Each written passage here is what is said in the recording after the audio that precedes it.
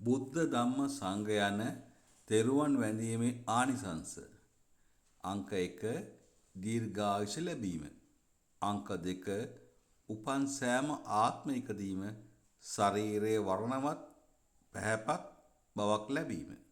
අංක 3 බලවත් සැප ලැබීම. ඊට පස්සේ වස්ත්‍ර පූජාවේ ආනිසංස. ඒක ආනිසංස මේවයි. උපන් ආත්ම භවයන්හිදී රන්වන් පැහැති ශරීරයක් ලැබීම. ප්‍රතාපවත් වූද සිත් පිනවන ප්‍රීජනක ස්වරූපයෙන් යුක්ත වූද ශරීරයක් ලැබීම. සිනිඳු ශරීරයක් ලැබීම. සියල්ලන්ගේම ජනාදරයට පත්වීම. ශරීරයේ රජස් ඒ කියන්නේ දූවිලි නොරැඳීම.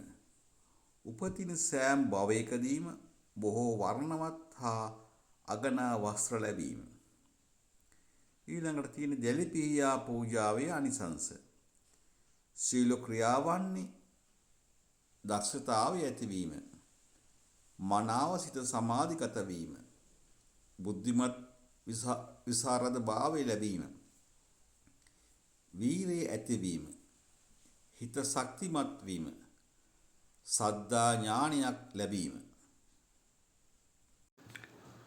පින් අනුමෝදන් වීමේ ආනිසංස. සතර පාවල උපත නොලබා ප්‍රඥා සම්පන්න භාවයෙන් සුගත ජීවිත ලබා දී. උපන් ජාතිය පාසා කායික මානසික පීඩා වලින් වැළකී නොඑක් සැප සම්පත් ලබා දෙයි.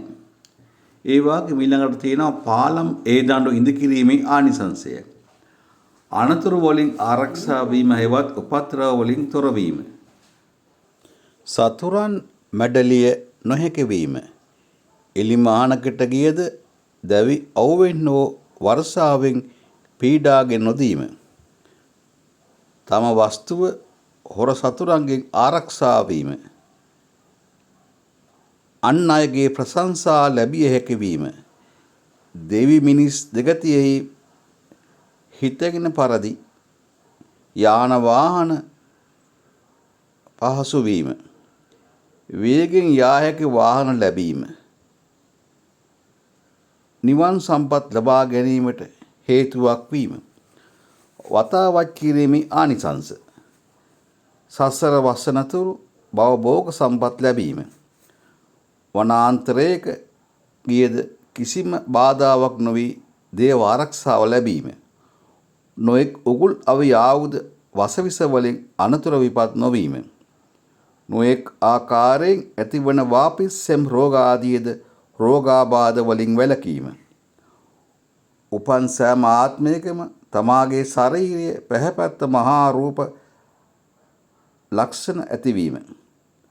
තමන් කැමති සැප සම්පත් ලැබීම. කායික මානසික පීඩා වලින් වැළකීම. සැප ප්‍රතිපදාවෙන් නිවන් අවබෝධ කිරීමට හැකිවීම. බෙහෙත් පූජා කිරීමේ ආනිසංස. ලෙඩ රෝග වලින් වැළකී දීර්ඝායුෂ ලැබීම. බලවත් ශරීර ශක්තිය ඇතිවීම. ශරීරයේ මනාව ජීවත් භාවයට පැමිණීම. තමාගේ කීර්තිය පැතිරීම. නොඑක් සැප සම්පත් ලැබීම. සොර සතුරන්ගෙන් කිසිම උවදුරක් නොපැනීම. නොඑක් ආකාරයේ පීඩාවන්ගෙන් වැටීම් අත්පා කැඩීම් ඇස් අන්ධවීම ආදියෙන් වැළකීම. උපන් සෑම ආත්මයකදීම බොහෝ කරු බුහුමන් ලැබීම. අප්‍රියන් හා එක්වීම මෙන්ම ප්‍රියන්ගෙන් වෙන්වීමේ දුක ලබා නොදෙයි. පවන්නතු වටාපත් පූජාවේ ආනිසංස. කිසිම භවයකදී සතලින් උෂ්ණත්වයෙන් තමාගේ ශරීරයේ පීඩා නොවීම.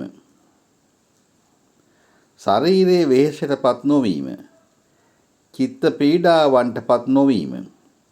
රාග, ද්වේෂ, මෝහ, මානය ආදී කෙලෙස් වලින් තොර වී නිවුණු ගතිගුණ ඇත්තෙක් වීම. දිව්‍ය ලෝක හා මනුෂ්‍ය ලෝකයෙහි පමණක් උපත ලබා බොහෝ සැප සම්පත් විඳීමට වාසනාව ලැබීම. තම ශ්‍රමය යොදා දානීය පිළියෙල කිරීමේ ආනිසංස. කීකරු යහපත් සේවක කාරක ආදීන් ලැබීම. ගව මහේසාදී සම්පත් ලැබීම.